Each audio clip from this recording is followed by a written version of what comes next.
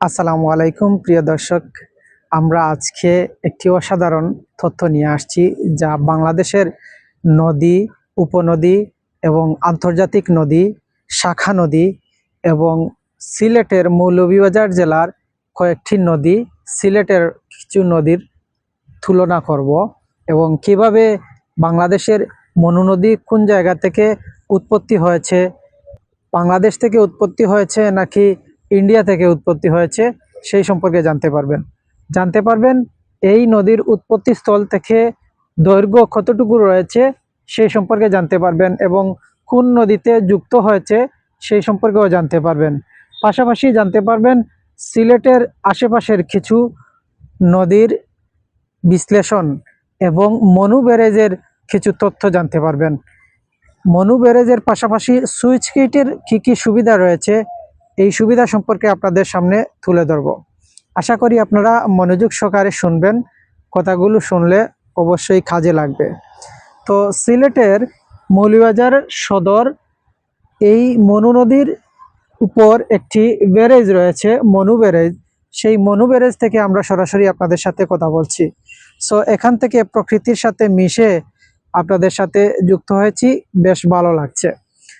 আমরা প্রথমত যে বিষয়টি তুলে ধরছি তা হচ্ছে মনু নদীর উৎপত্তি স্থল এবং মনু নদীর সম্পর্কে কিছু ধারণা।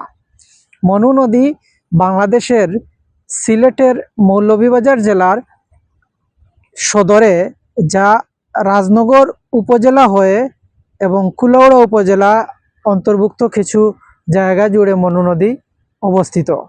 সো মনু নদী কোথা থেকে উৎপত্তি হয়েছে? মনু নদী ভারতের ত্রিপুরা রাজ্যের একটি দনাই জেলার দক্ষিণ পাহাড় থেকে উত্তর দিকে প্রবাহিত হয়ে ভারতের ত্রিপুরা রাজ্যের কৈলাস জেলায় এসে সেখান থেকে বাংলাদেশে প্রবেশ করেছে। সো বাংলাদেশের এই নদীর যে দৈর্ঘ্য রয়েছে ৮৮ কিলোমিটার এবং সর্বমোট দৈর্ঘ্য রয়েছে ১৫৫ কিলোমিটার। সো বাংলাদেশের এই মনু নদী শুধু বাংলাদেশে নয়, ভারত থেকে উৎপত্তি হয়ে বাংলাদেশে প্রবেশ করেছে। সো বাংলাদেশে যে প্রবেশ করেছে তা হচ্ছে মৌলভীবাজার জেলার কুলাউড়া উপজেলায়, যা শরীফপুর ইউনিয়নের তেলিবিল নামক স্থানে যুক্ত হয়েছে। সেখান থেকে রাজনগর উপজেলা হয়ে মৌলভীবাজার জেলায় বা মৌলভীবাজার সদরে যুক্ত হয়েছে, যেখানে আমি মনু নদীর পার্শ্ববর্তী মনু ব্যারেজের স্থান থেকে সরাসরি যুক্ত হয়েছি। দেখছেন কি সুন্দর পরিবেশ। সো আমি আপনাদের সাথে যুক্ত হচ্ছি। এই মনু নদীটি সরাসরি যুক্ত হয়েছে কুশিয়ারা নদীতে। কুশিয়ারা নদী হচ্ছে সিলেটের ফেঞ্চুগঞ্জ উপজেলায় অবস্থিত। কুশিয়ারা নদী খুব খরস্রোতা নদী। এখানে ব্যবসা বাণিজ্য চলতো একসময়, নৌপথে বাংলাদেশে বেশ ভালোই ব্যবসা চলছিল, যদিও খালের বিবর্তনে যাতায়াত ব্যবস্থা উন্নত হয়েছে। সেজন্য তার পরিপ্রেক্ষিতে কুশিয়ারা নদী হয়ে এই মনু নদীতে একটা ব্যবসা বাণিজ্য শুরু হয়েছিল। আশেপাশে অনেক যোগাযোগ ব্যবস্থা খুব সহজ ছিল। কুশিয়ারা নদীর পাশাপাশি এই মনু নদী এবং ফানাই নদী, যা কুলাউড়া আরেকটি ছোট নদী রয়েছে।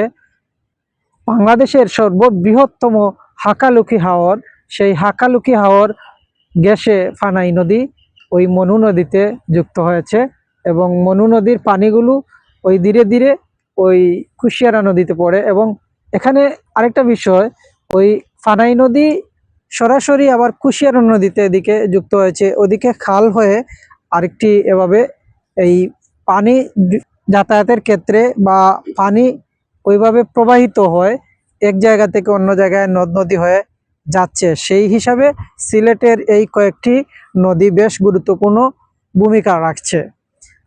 এখন কথা হচ্ছে বাংলাদেশের যে শাখা নদী বা উপনদী এবং নদ এগুলো অনেক রয়েছে, তার মধ্যে কপোতাক্ষ নদ রয়েছে, আপনারা জানেন একমাত্র নদ এখানে, আর নদীর সংখ্যা অনেক রয়েছে।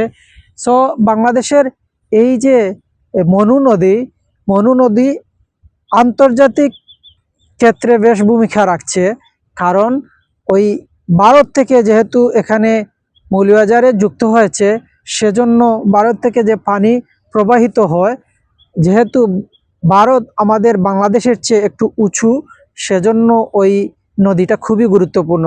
তার পরিপ্রেক্ষিতে দুটি ব্যারেজ তৈরি করা হয়েছে, তার মধ্যে মনু ব্যারেজ আমাদের পিছনে দেখছেন, এবং আরেকটি হচ্ছে ত্রিপুরায়, সেখানে আরেকটি ব্যারেজ রয়েছে।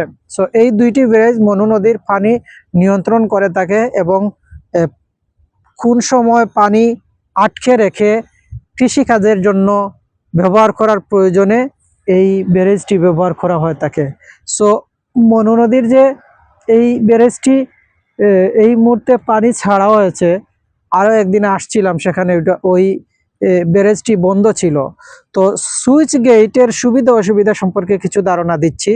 সুইচ গেট বাংলাদেশের প্রত্যেকটা জায়গায় যদি এরকম প্রয়োজনীয় স্থানে সুইচ গেট তৈরি করা হয়, এবং প্রয়োজনীয় গুরুত্বপূর্ণ স্থানে যেগুলো প্রপারলি পরিকল্পনা বাস্তবায়নের ক্ষেত্রে প্রপারলি সঠিকভাবে হচ্ছে কিনা, এবং তা প্রয়োগ করে ব্যবহার করে উপযুক্ত ফিডব্যাক দিচ্ছে কিনা, সেগুলো তদারকি করে যদি এরকম সুইচ গেট তৈরি করা হয়, তাহলে বাংলাদেশের অর্থনৈতিক অবস্থা উন্নতি হবে। সেজন্য বাংলাদেশের সেই বৃহত্তম হাকালুকি হাওর মৌলভীবাজার এবং সিলেট জেলা নিয়ে কয়েকটি উপজেলা নিয়ে গঠিত। সেজন্য ওই হাকালুকি হাওরের মধ্যে কোন কোন স্থানে এইরকম সুইচ গেট রাখার প্রয়োজন, সেগুলো খুব দ্রুত পর্যালোচনা করে এবং সেগুলো বাস্তবায়ন করতে পারলে বাংলাদেশের ক্ষেত্রে বেশ ভালো একটা অবদান রাখবে। কুলাউড়া উপজেলা বকশিমল ইউনিয়নের কাছাকাছি, অর্থাৎ হাকালুকির দক্ষিণ পার্শ্ববর্তী যে উপজেলা কুলাউড়ার, যা বকশিমল ইউনিয়নের কাছে একটা জায়গা ছালিয়া নামে একটি জায়গা রয়েছে, সেখানে এই সুইচ গেটের বাস্তবায়ন করার জন্য চেষ্টা চলছে। আমার মনে হচ্ছে ওই ছালিয়ার পাশাপাশি আরও কয়েকটি সুইচ গেট খুব দ্রুত সম্পন্ন না করলে বাংলাদেশের জন্য, ওই এলাকার বসবাসকারী যত ধরনের জনসাধারণ রয়েছেন তাদের জন্য অনেক ক্ষতি নিয়ে আসবে। সেজন্য এগুলো আজ থেকে আরও 20-30 বছর আগে যদি করা হতো, তাহলে আমাদের জন্য ভালো হতো। সো এই জন্য এগুলো যেন দেরি না হয়, সেদিকে সর্বসাধারণের জনসচেতনতা এবং বাস্তবায়নের নিখুঁত চেষ্টা করলে আমাদের জন্য ভালো হয়। আশা করি জানতে পারছেন, বাংলাদেশের বিভিন্ন নদী রয়েছে, তার মধ্যে আন্তর্জাতিক নদীর 55টি রয়েছে, যা ভারত থেকে বাংলাদেশে 55টি নদী প্রবেশ করেছে। তার পরিপ্রেক্ষিতে বাংলাদেশের যে নদ নদীর সংখ্যা, এখানে মনু নদী বেশ গুরুত্বপূর্ণ ভূমিকা রাখছে।